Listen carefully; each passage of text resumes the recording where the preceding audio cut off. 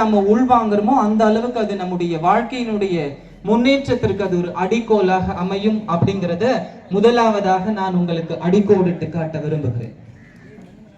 நிகழ்ச்சியினுடைய தொகுப்பாளர் என்ற முறையில இந்த நிகழ்ச்சியை நாம் எப்படி துவங்குவது, எதை சொல்லி துவங்குவது என்று வெகு நேரம் சிந்தித்துக் கொண்டே இருந்தேன்.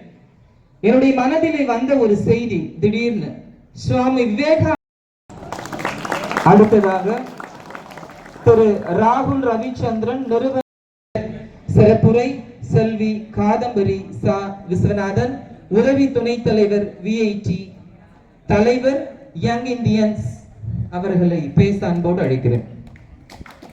ஊசூர் மேல்நிலை பள்ளி தலைமை ஆசிரியர், ஆசிரியர் பெருமக்கள், மாணவர்கள், ஊடக நண்பர்கள் மற்றும் யங் இண்டியன்ஸ் சார்பாக வந்துள்ள நண்பர்கள் அனைவருக்கும் என் முதற்கண் வணக்கத்தை தெரிவித்துக் கொள்கிறேன்.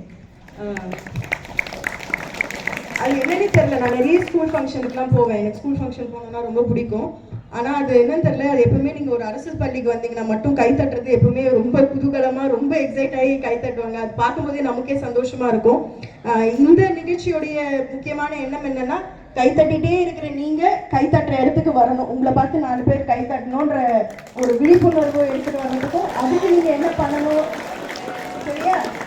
ஏன்னா ஒரு அரசு பள்ளியில நீங்க எல்லாம் முக்கால்வாசி எல்லாம் அரசு பள்ளியிலேயே தான் படிச்சுட்டு வந்திருப்பீங்க.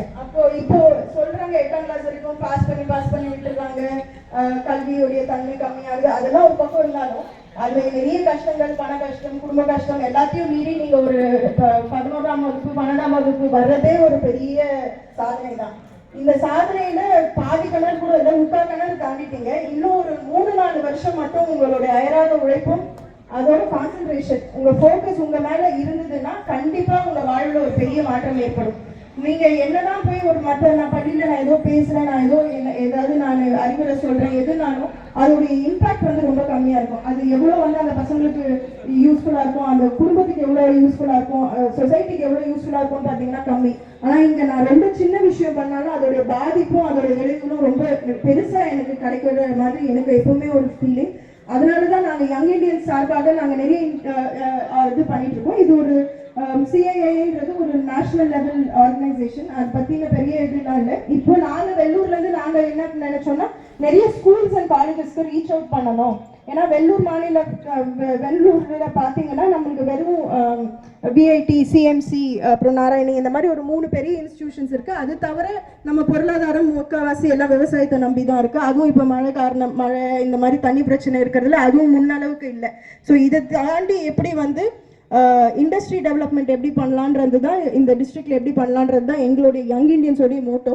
அதோடைய ஒரு கிளையா நான் என்ன பாக்குறேன்னா, எல்லா மக்களுக்கும் எப்போ வந்து ஒரு அறிவியல் கல்வி, முக்கியமா அறிவியல் கல்வி வந்து நம்ம பசங்க தேர்ச்சி பெற்று உயர்கல்விக்கு சென்றாங்கன்னா அதுவே போதும். அது வந்து இப்போ இம்மீடியட்டா நம்மளுக்கு எதுவும் பெனிஃபிட் இல்லாத மாதிரி இருக்கும். நான் ஒரு 5 வருஷத்துல நீங்க இப்ப இங்க இருக்கிறவங்க இந்த ஸ்கூல்ல இருந்து ஒரு 10 இன்ஜினியர் 2 டாக்டர் வராங்கன்னா அது எப்படி வந்து எஃபெக்ட் ஆகும்ன்றது தான் நான் ஒரு லாங் டேர்ம் விஷனோட தான் நான் இதை பாக்குறேன். டிஸ்கவர்ன்ற வேர்டு எத்தனை பேருக்கு தெரியும்? டிஸ்கவர் எல்லாருக்கும் தெரியுமா? அப்ப இன்வென்ஷன்னா என்னன்னு தெரியுமா? தெரியுமா தெரியாதா? கேட்கல, தெரியாது. ஸோ டிஸ்கவர், இன்வென்ஷன் 2 வேர்டு சொல்லுவாங்க. அது நிறைய பேர் இன்டர்சேஞ்சபிளா யூஸ் பண்ணலாம்னு நினைப்பாங்க. அதாவது மாற்றி ஒன்று அப்படி யூஸ் பண்ணிக்கலாம், ரெண்டும் ஒரே அர்த்தம் தான். அப்படி கிடையாது.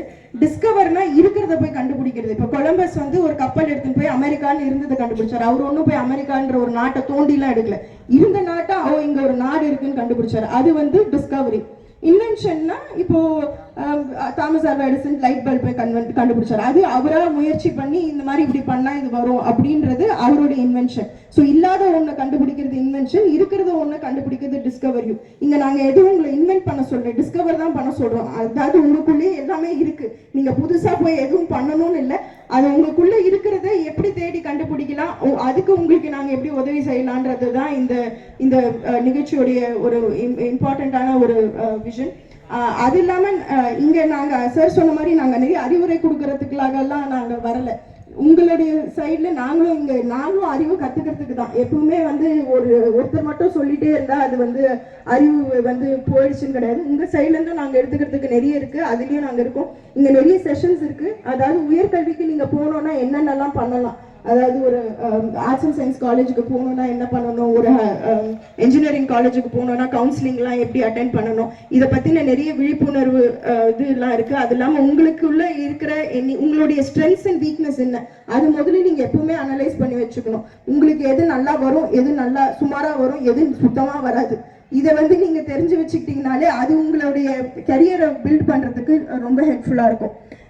எத்தனை பேர் மொபைல் ஃபோன்ஸ் வச்சுருக்கீங்க? அட்லீஸ்ட் வீட்டில் வச்சுருக்காங்க, நீங்கள் ஒரு அட்லீஸ்ட் ஒரு 1/2 மணி நேரம் 3/4 மணி நேரம் டெய்லி யூஸ் பண்ணுறது எத்தனை பேர்? நிறைய பேர்.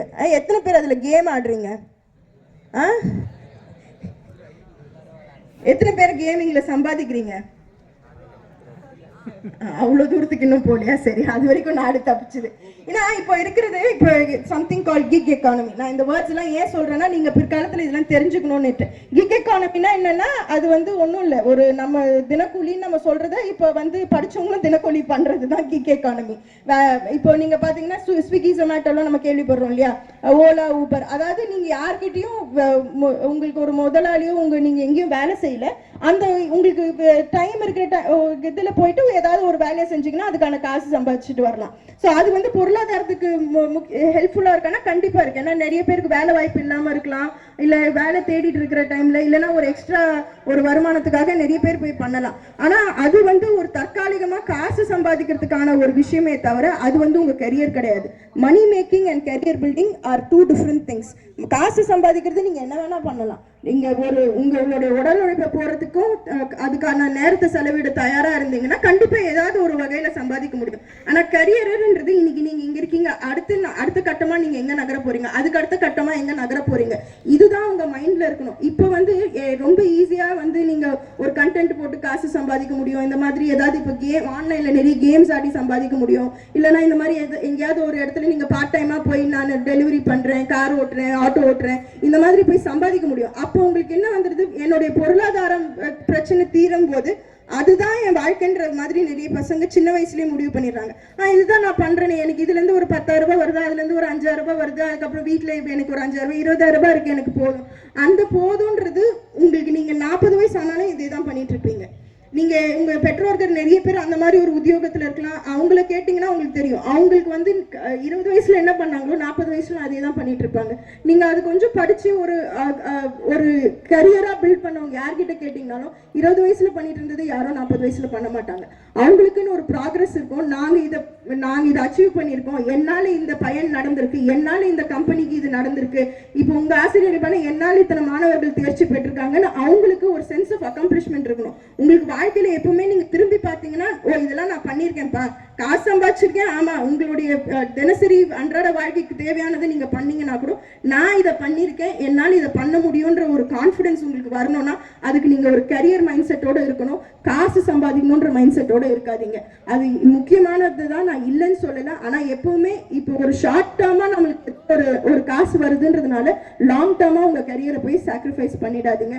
அதுக்குதான் உயர்கல்வி எல்லாரும் படிக்கணும், பயணணும்ன்றது எங்க சான்சலருடைய ஒரு பெரிய விஷயம். அவரும் உங்களை மாதிரி தான் இந்த மாதிரி ஒரு கவர்மெண்ட் ஸ்கூல்ல இருந்து வந்து படிச்சதுனால கவர்மெண்ட் ஸ்கூல் பசங்களுக்கு அவர் ஸ்கீம்ஸ் கொடுக்குறாரு. தமிழ்நாட்டில் ஒவ்வொரு டிஸ்ட்ரிக்ட்ல இருந்து கவர்மெண்ட் ஸ்கூல்ல இருந்து வர ஒரு டாப்பர் கேர்ள் பாய்க்கு free education, free accommodation, lodging 3 ஸ்டேட்ல பண்றோம். 3 ஸ்டேட்ல விஐடியோட கேம்பஸஸ் இருக்கு, 3 ஸ்டேட்லயும் பண்றோம். அது இல்லாம இங்க வெள்ளூர் டிஸ்ட்ரிக்ட் லெவல்ல அனைவருக்கும் உயர்கல்வின்னு அதை பத்தி இன்னும் டீடைல்டா லேட்டர் ஸ்டேஜஸ்ல உங்களுக்கு சொல்லுவாங்க. இதுல வந்து உங்களுக்கு நீங்க எங்க வேணா படிக்கலாம், இது விஐடில படிக்கணும்னு இல்லை, உங்களுக்கு வேற எங்கேயோ ஒரு படிக்கிறதுக்கான வசதி வாய்ப்பு இருக்கு, ஆனா அதுக்கு காசுக்கு ஃபீஸ் கட்ட முடியாதுன்றது மட்டும் ஒரு குறையா இருக்கக்கூடாதுன்றதுனால ஸ்காலர்ஷிப்ஸ் வழங்குறாங்க. இது வந்து எல்லாருக்குமே எலிஜிபிள். அதுக்கு எதுவும் நீங்க எந்த பேக்ரவுண்ட்ல இருந்து வரணும், ரெக்கமெண்டேஷன் இருக்கணும், அதெல்லாம் ஒன்றும் கிடையாது. நீங்க அந்த டீட்டெயில்ஸை நான் இங்க ஷேர் பண்ண சொல்லியிருக்கேன். ஸோ உங்களுக்கு நீங்களா உங்க முயற்சியில எங்கேயோ ஒரு காலேஜ்லயோ ஏதோ ஒரு இதுல உங்களுக்கு கிடைக்குது, அதுக்காக உங்களுக்கு எனி ஃபினான்ஷியல் ஸ்காலர்ஷிப் வேணும்னா நீங்க கண்டிப்பா அந்த அனைவருக்கும் உயர்கல்வியில நான் நம்பர் கொடுக்க சொல்றேன், நீங்க அதுக்கு அப்ளை பண்ணலாம். நிறைய கவர்மெண்ட் ஸ்கூல்ல இருந்து பசங்க, நிறைய பொண்ணுங்க கூட அதுல இருந்து வந்து பயன்பட்டிருக்காங்க. அது உங்களுக்கும் ஹெல்ப்ஃபுல்லா இருக்கும்னு நான் நம்புறேன். இங்க நிறைய நான் சொன்ன மாதிரி நிறைய செஷன்ல கவுன்சிலிங் செஷன்ஸ் எப்படி அட்டென்ட் பண்ணணும், ஒரு இது ஸ்டேட் லெவல் கவுன்சிலிங் எப்படி அட்டன் பண்ணணுன்றதுக்கு நிறைய இன்ஃபர்மேஷன் கொடுக்க போகிறாங்க. இன்னும் சில பேர் 11th ஸ்டாண்டர்டில் தான் இருப்பீங்க, பட் இப்போவே எடுத்து நீங்கள் பிளான் பண்ண ஆரம்பிச்சிருங்க. நான் உங்கள் ஹெட் மாஸ்டர் கிட்ட பேசும்போது சொன்னாங்க about 90% பாசிங் ரேட் இருக்குன்னு. இந்த வருஷம் கண்டிப்பாக சார் அவங்க லீடர்ஷிப்பில் 100% தேர்ச்சி பெற என்னுடைய வாழ்த்துக்களை கூறி விடைபெறுகிறேன். நன்றி, வணக்கம். விஐடி படிக்க எவ்வளவு மார்க் வேணும்? என்ன குரூப் தம்பி படிக்கிறேன்? ஏழு மார்க். அது கட் ஆஃப்லாம் வந்து above 90% இருக்கணும். அதுக்கப்புறம் என்ன எய்ம் பண்ணுறேன், இன்ஜினியரிங் எக்ஸாம்னா அது இன்ஜினியரிங் பிடெக் படிக்கணும்னா இன்ஜினியரிங் என்ட்ரன்ஸ் எக்ஸாம் எழுத வேண்டியது இருக்கும்.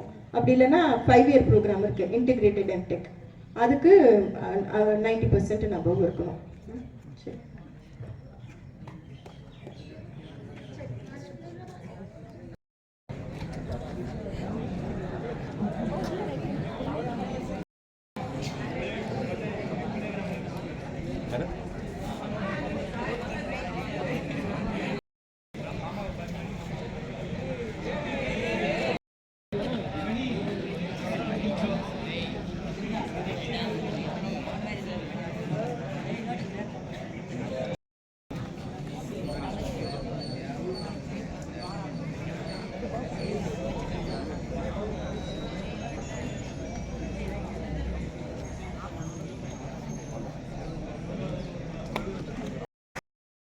பேசலாம் சத்தமா.